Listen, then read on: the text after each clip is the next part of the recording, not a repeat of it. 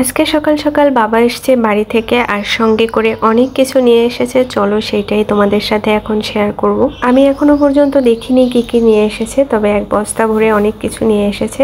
আর তোমাদের সাথে একটা কথা শেয়ার করা হয়নি, বাসায় ঠাকুমা এসেছে প্রায় 3-4 দিন মতো হয়েছে। চলো এক এক করে দেখা যাক, ব্যাগ থেকে সব কিছু বার করুক, তারপরে আমি সুন্দর করে তোমাদেরকে আবারও দেখাবো। তো এই বয়ামটার মধ্যে আছে হচ্ছে খুদ। তোমরা অনেকেই চেনো, আবার অনেকেই চেনো না। তোমাদের যাদের বাড়ি গ্রামে আছে তারা তো অবশ্যই চেনো যে এই খুদ জিনিসটা কি। আর খুদ কিন্তু আমার খুবই প্রিয় একটা খাবার। এটা মূলত ধান ভানলে যে চালগুলো ভেঙে যায়, ছোট ছোট চালগুলো হয়, ওইগুলোকেই আমরা খুদ বলি। আর খুদের সাথে মাছ ভাজি, পেঁয়াজ ভাজি, শাক ভাজি হলে তো একদম জমে যায়।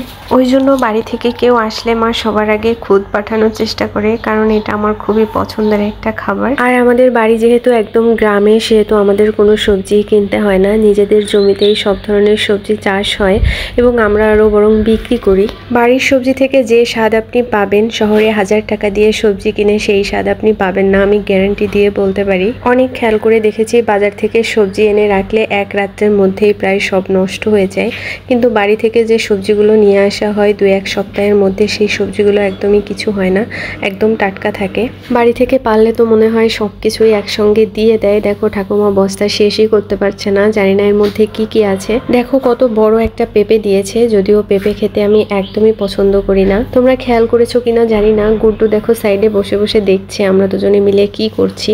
এতক্ষণে ঠাকুমা বস্তা থেকে সবকিছু বের করতে সক্ষম হলো। এখন চলো আমি এক এক করে তোমাদেরকে দেখাই যে বস্তা থেকে এতক্ষণ ধরে আমরা কি কি বের করলাম। আর একটা কথা তোমাদেরকে বলি, এই সময়টাতে আমাদের ওদিকে হচ্ছে শসা, করলা এই সমস্ত বেশি চাষ হয়। এখন সবেমাত্র গাছ লাগানো হচ্ছে, কিছুদিন পরে আমি তোমাদেরকে এগুলো দেখাতে পারবো যখন বাড়িতে যাব তখন।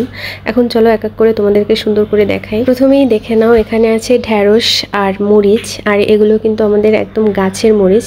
তোমরা দেখলেই বুঝতে পারবে যে একদম কেমন চকচক করছে। দেখো কতটা সুন্দর হয়েছে এবং অনেকগুলো পেকে গেছে। এরপরে দেখো একটা চাল কুমড়া একদম কচি আছে, কলার মোচা। এই কলার মোচা নারকেলের দুধ দিয়ে রান্না করলে অনেক বেশি ভালো লাগে খেতে।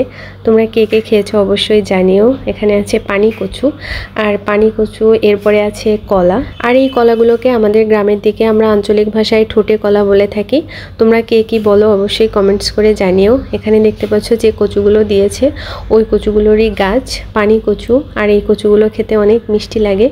একটা পেঁপে দিয়েছে, আর এখানে আছে একদম কচি বেগুন।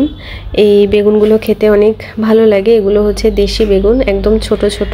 এরপরে আছে শাপলা। আমাদের গ্রামের দিকে এখন জমিতে বর্ষার কারণে জল জমে গিয়েছে, আর ওইখানেই হচ্ছে এই শাপলাগুলো হয়েছে। সবার জমিতেই কম বেশি শাপলা হয় এবং সবাই সবার জমি থেকে শাপলা নেয়। তো এই তো আর কি। আর আছে ডাঁটা শাক, এখানে শাক সহ ডাঁটা আছে, দুইটাই ভালোভাবে পরিষ্কার করে রান্না করা যাবে। তো আজকের ভিডিও এই পর্যন্ত, টাটা।